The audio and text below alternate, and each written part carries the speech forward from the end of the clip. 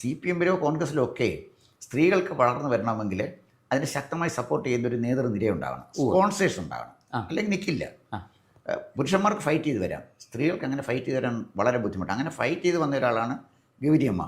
ഗൗരിയമ്മയ്ക്ക് ഒരു പുരുഷൻ്റെ സഹായം ആവശ്യമില്ലായിരുന്നു. പക്ഷേ പിന്നെ സുശീല ഗോപാലിൻ്റെ ഭാഗത്തേക്ക് വന്നപ്പോൾ സുശീല ഗോപാലിൻ്റെ ഭർത്താവ് AKG ശക്തമായ സാന്നിധ്യം ഉണ്ടായിരുന്നു. ഈ ബാലാനന്ദന് ശക്തനായിരുന്നെങ്കിലും സരോജിനി ബാലാനന്ദനെ കൊണ്ടുവരാൻ അദ്ദേഹത്തിന് കഴിഞ്ഞില്ല. കാരണം അത് അവിടെ വെട്ടി.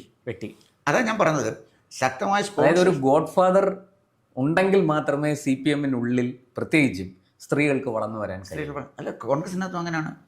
കോൺഗ്രസിനകത്തും സ്പോൺസേഴ്സ് ഇല്ലാത്ത ഏത് സ്ത്രീ വളർന്നു എന്ന് പറഞ്ഞോളൂ. ഒരാളുമില്ല. എവിടെയെങ്കിലും ഒരു സ്പോൺസറുണ്ട്.